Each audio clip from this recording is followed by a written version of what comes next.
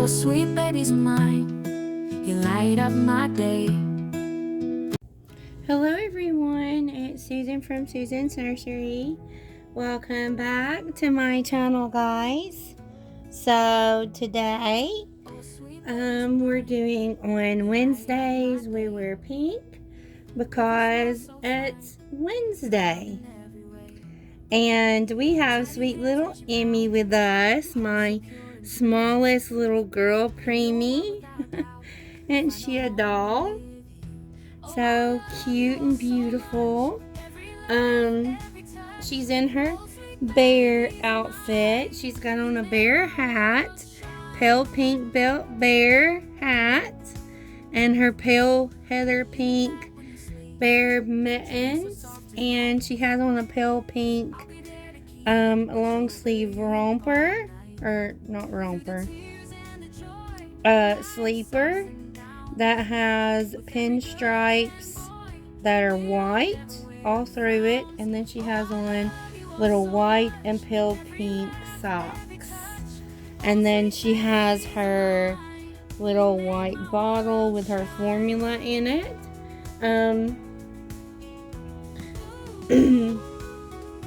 Excuse me, that she hasn't taken yet, but when she wakes up here in a minute from her little nap, she'll be wanting it so she can go back to sleep. That's all newborns really do, is sleep, especially her size. Sleep a lot. So she's sleeping and getting ready for tomorrow. So she is Mama's beautiful girl in pink. And oh, I forgot to tell you guys who hosts on Wednesdays we wear pink. So on Wednesdays we wear pink is hosted by Shara over at Reborn Living Dolls, and I will put her link to her channel in my description. Not my description, my title, if it will pull up. Sometimes I have trouble getting her channel to pull up in my title, so if it's not there, check in the description. Okay guys, so that's my beautiful girl, Miss Emmy. So you guys have a wonderful night, and we shall see you tomorrow. So tomorrow is Thursday, and I haven't seen yet a announcement for Best Friends Club yet, and I didn't get to do it last week because of my laryngitis, and I wasn't feeling well, and after I do so much stuff I get tired. Well, and I've been out of breath and coughing and having a lot of like, I know this is gross, but a lot of mucus and pus coming out, and I figured out why today. This morning I woke up kind of like I was drowning, and I couldn't go back to sleep. That was at 3 o'clock, and I couldn't get laid down and get comfortable, because every time I would try to lay down I would kind of drown like. And even when I was sitting up, I noticed the past couple of days I would feel like I was drowning, like, until I got some of the, drainage and pus and all that out. And so I didn't feel like I was doing any better. My voice is getting better, my laryngitis, but my upper respiratory stuff hadn't gotten any better. I'm still coughing, I'm still having a lot of drainage and being very congested, And I went in and I was telling her my symptoms. Went to a clinic. So, because I'm kind of, I don't know. I'm thinking about changing my primary doctor, but I'm not sure. I'm thinking about it. So, I just went to the clinic. So, because I didn't have an appointment or nothing, and I would have had to have had an appointment to go to my primary doctor and all this bull. And so I just went on to the clinic, and they have an x-ray machine in their clinic. And when I told her all my symptoms and everything, she said that I probably would need a like viral test that they did, up the nose, which means flu and COVID and all that. That's what it tests for, but they send it off, then it comes back. But then she asked me if I wanted an x-ray of my chest, since I was having so much drainage and some trouble, with my asthma and all that. And I said, it probably wouldn't hurt, since, I hadn't never had this much drainage and pus and stuff coming out before. I think even when I was sick with flu one time, I never had this much coming out, and it feeling like I was just about to drown. And two, I have what you call sinus disease, or I did. So they told me to use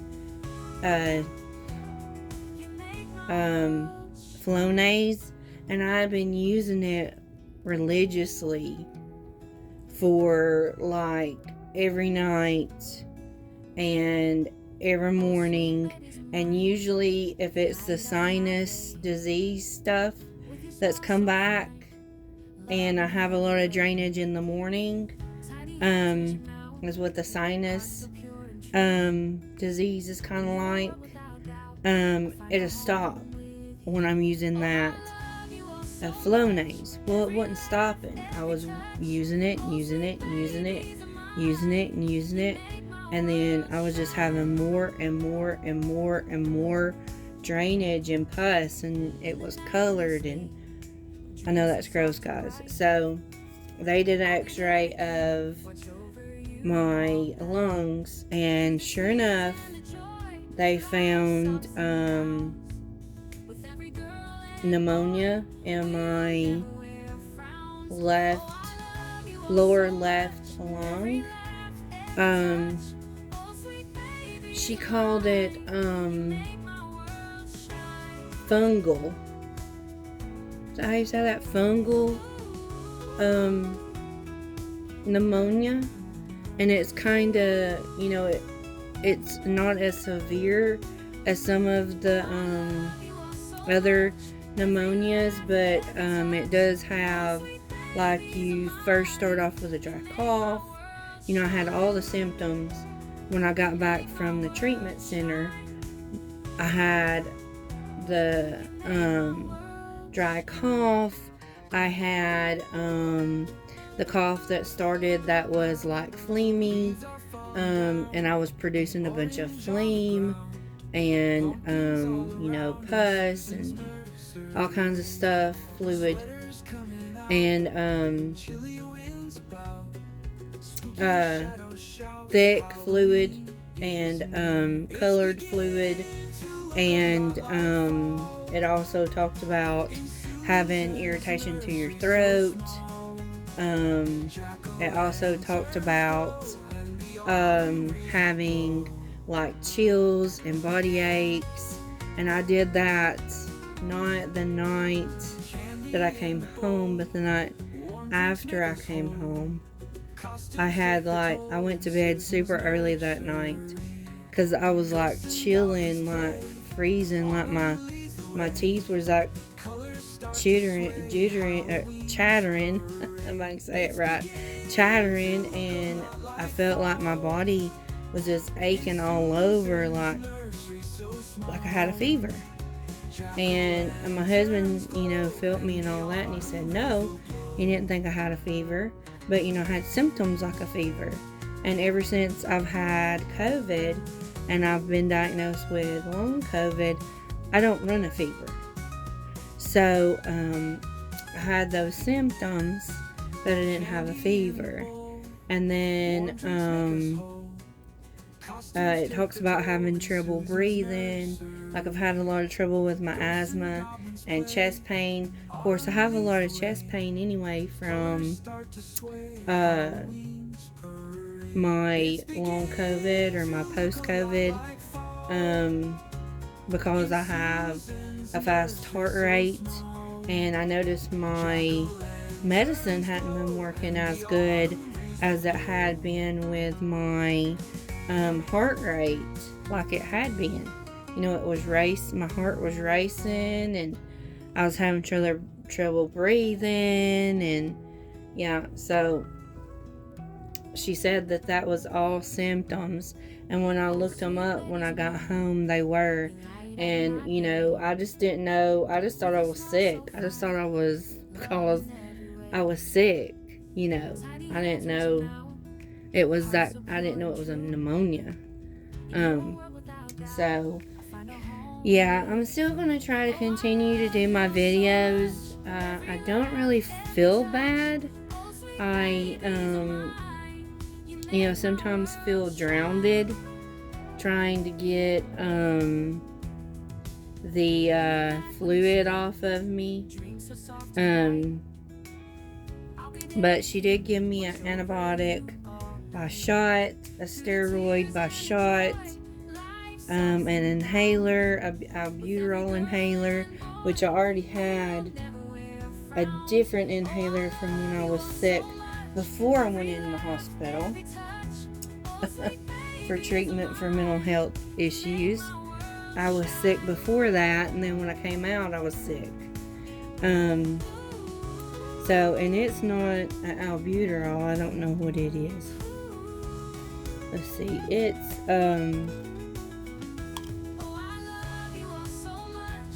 it is Asperol inhaler, whatever that means. But here it is. That's the one he gave me before I went in the hospital, when I said I was having trouble breathing, quite a bit of trouble breathing.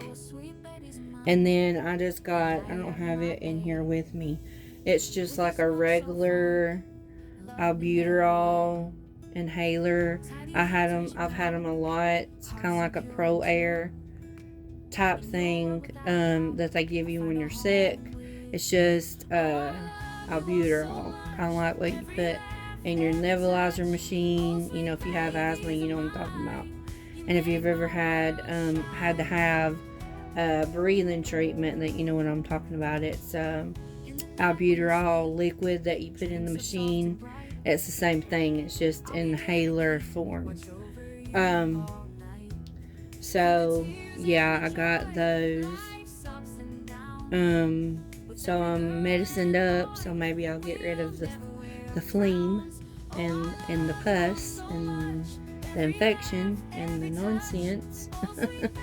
Because if I was rid of all this, I think I would feel really good. Because I'm thinking, that I'm thinking that the mental health stuff, like the medication, the mixture that they got, has really helped me. Because I'm usually very happy in the morning, usually very happy. It kind of brings me down physically with all this stuff. Like, I'm tired because I don't get much sleep because I can't lay down because of all the phlegm.